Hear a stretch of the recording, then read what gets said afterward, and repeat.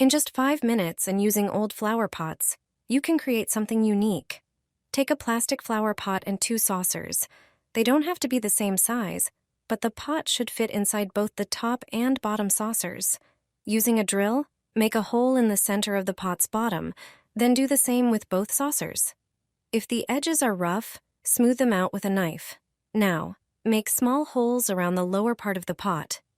Depending on the material, use either a knife or a soldering iron. These openings are key to the feeder's design. Take a strong rope and thread it through the hole in the top saucer.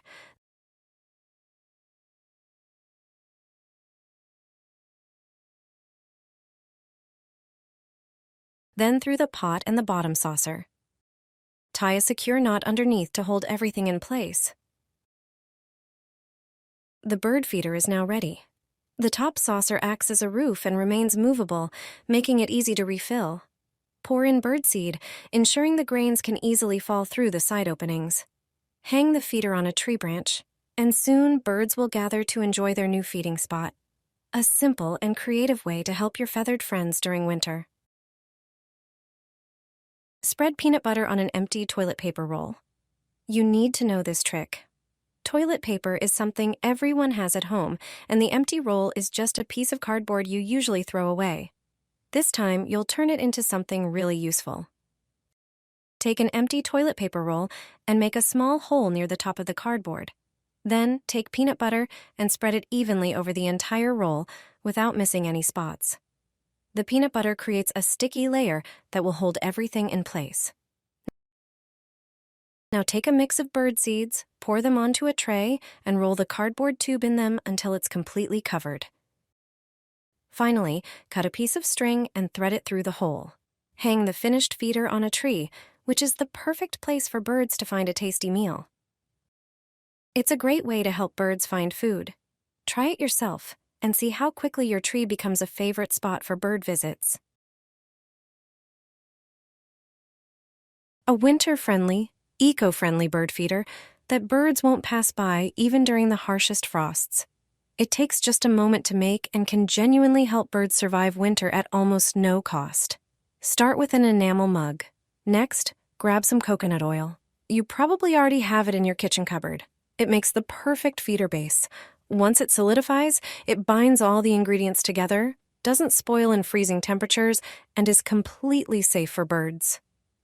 Add the oil to the mug until it fills about half of it, then gently heat it until fully melted.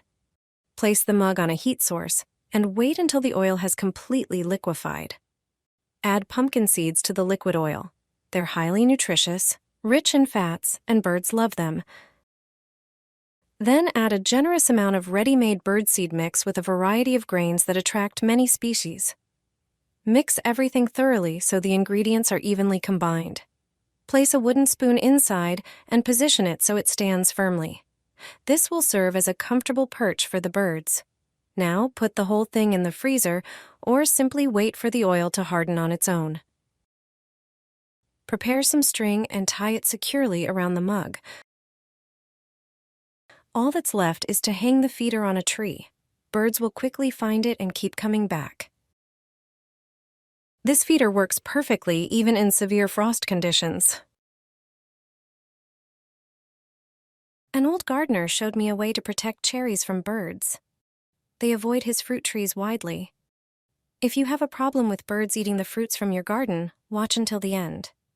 This video will solve the problem once and for all. All you need is an old videotape. Inside, there's a black tape. Take it out from the videotape and unwind it. Cut it into 3 1-meter pieces.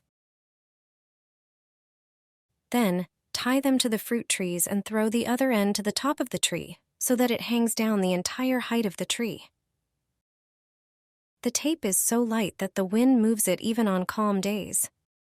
The constant movement scares the birds away. This way, they don't sit on the branches and don't eat the cherries. It's surprising that such a simple method is so effective. Try it on your trees. Since I started using this trick, no birds have eaten my cherries.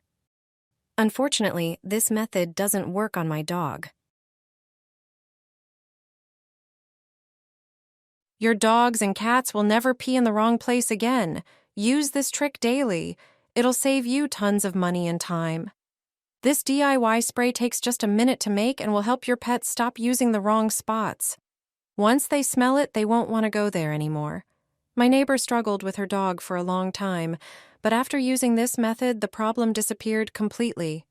You only need a few ingredients you probably already have at home. Start with a measuring cup and a pitcher. Pour 50 milliliters of vinegar into the cup, then transfer it to the pitcher.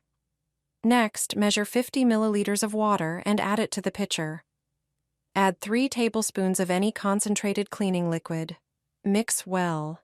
Then, add 3 tablespoons of dish soap and stir again. Cut a lemon in half, squeeze the juice into the pitcher, and mix thoroughly. Your spray is ready.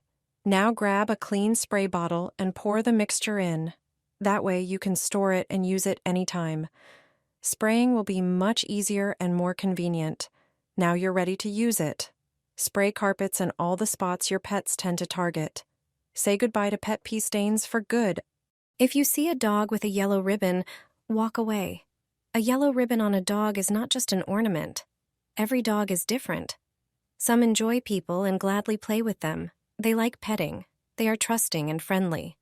Other dogs may react differently. Their behavior might surprise us. This is due to various dog personalities, their experiences with people, as well as factors like health status or age. A young puppy behaves differently from an older dog. A dog after surgery or illness behaves differently as well. Because of these various options, dog owners came up with the idea to mark their dogs. The color yellow is quite characteristic. Therefore, a yellow leash, collar, or simply a ribbon has a certain meaning. The yellow ribbon is a symbol of the Worldwide Yellow Dog Project initiative. If you want to mark your dog too, all you need is a simple yellow ribbon or tape. Make a bow and attach it to the collar or leash. This will be a sign for others to stay away. If your dog is afraid, nervous, or needs peace, use this method and inform others about its meaning. A yellow ribbon, tape, bandana, or leash means do not touch, do not approach. This way, your dog will be less stressed, regardless of the cause of its current mood. The color of a cat's fur says a lot about its personality. Curious about what your cat's coat color reveals about its character? You might be surprised. A white cat dislikes chaos and prefers a calm environment. It may be a bit shy around strangers, but once it warms up to someone, it shows plenty of affection. A black cat, on the other hand, loves to follow its own path, full of mysterious adventures.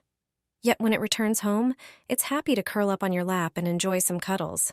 Ginger cats are a breed apart, sweet but cheeky. Give them a finger, and they'll take the whole hand. Courageous and lazy at the same time, they're unpredictable and clever, always ready to surprise you. A two-colored cat is more laid back.